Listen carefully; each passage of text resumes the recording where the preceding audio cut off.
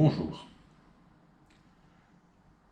Pourquoi apprendre à purifier une maison, un endroit, une situation?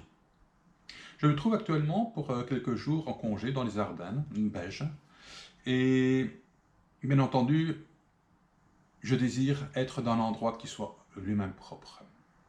Donc à la base, j'ai la possibilité et j'ai l'occasion en fait de faire en sorte que tout ce qui pourrait être nuisible ou qui pourrait m'empêcher de passer un bon moment, que je puisse donc le purifier, le nettoyer. Et tout cela de façon simple. En premier lieu, bien entendu, c'est important de se protéger, de se mettre dans l'invisibilité. Puis, de contrôler, par exemple, quel est le pourcentage de stress, de négativité qui se trouve dans l'endroit où je me trouve. Pour cela, on peut utiliser des abacs. Hein. Voilà, donc un exemple d'abac que vous voyez donc ici. Voilà. Hein, où en mettant nos doigts, nous recevons donc les différentes informations dont on recherche.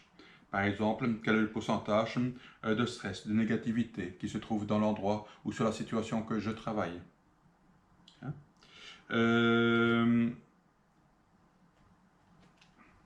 Est-ce qu'il y a des entités du lieu, des entités dans l'endroit où je me trouve? Est-ce qu'il y a des possessions ou des pseudo-possessions? Est-ce qu'on va trouver des larves du bas astral dans l'endroit où on se trouve? Est-ce qu'il y a encore des entités d'animaux présents?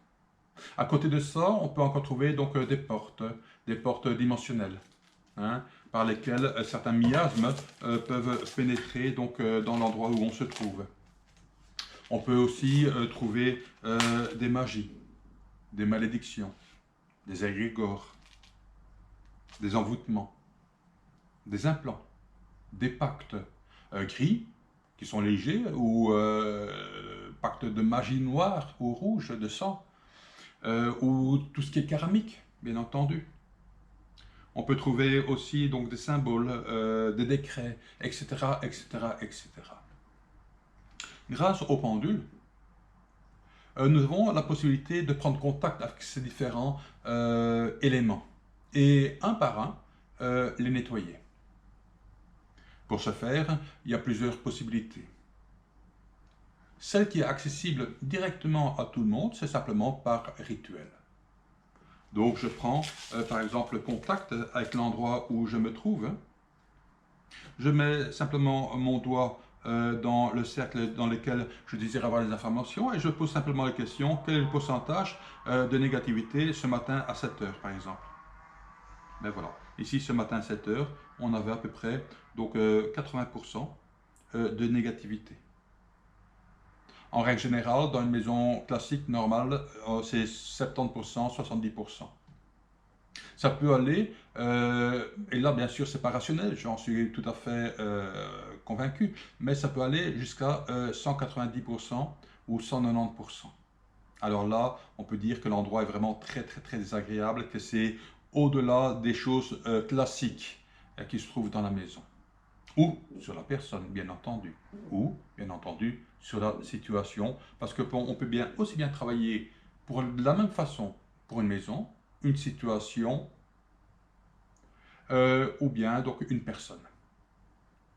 Grâce au pendule, on peut avoir donc toutes les informations dont on a besoin. À partir de ce moment-là, il suffit simplement de mettre en œuvre un rituel, car au commencement était le verbe, bien entendu.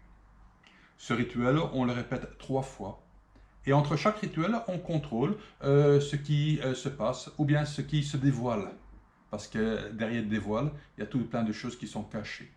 Ça peut être des malédictions, ça peut être des magies, ça peut être des entités, ça peut être des pactes, etc., etc., etc. Simplement, je demande une intervention en faveur ici de cette chambre où je me trouve actuellement. Suis-je autorisé à le faire? Donc j'ai l'autorisation.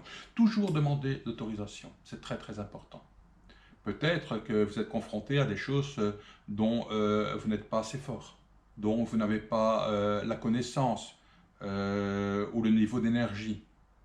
que ce soit par une fatigue, que ce soit par les êtres de lumière qui sont présents et qui nous aident dans ce travail, ne sont pas actuellement accessibles pour vous, ce qui est tout à fait possible. Donc ne jouez pas l'apprenti sorcier. À partir du moment où on n'a pas l'autorisation, peut-être que vous n'êtes pas capable, peut-être que ce n'est pas le bon moment, et peut-être que ce n'est pas nécessaire aussi. Donc faites attention de ne pas faire un travail ésotérique, spirituel, sans protection et sans autorisation. Très très important. Je demande connexion avec mes guides, mon ange gardien. J'appelle les forces de lumière, les anges de lumière, tous les esprits super bienveillants concernés pour le nettoyage des corps physiques et énergétiques de cette chambre, son contenu, sa propriété et ce lieu. Je demande connexion avec l'énergie universelle. À partir du moment où on est connecté, on peut commencer, bien entendu, ce rituel. Il est aussi important, lorsqu'on a terminé de purifier sa chambre, de neutraliser toutes les influences qui pourraient venir du sol. Que ce soit les croisements de réseaux Curie, Hartmann, Vendo ou autres influences du sol. Pour cela, on peut le faire aussi d'une certaine façon de géobiologie ou bien par rituel, encore une fois. Ou bien en demandant l'aide d'une présence, donc c'est-à-dire d'une personne spirituelle, donc qui vient des sphères supérieures, qui peuvent avoir l'opportunité de le faire. Une fois cela fait, c'est aussi important de mettre l'énergie cosmocédrique de façon idéale, adéquate. Pour cela aussi, on peut faire appel donc, à une belle présence qui a cette opportunité-là. Ce que je vais faire en moi-même, par exemple.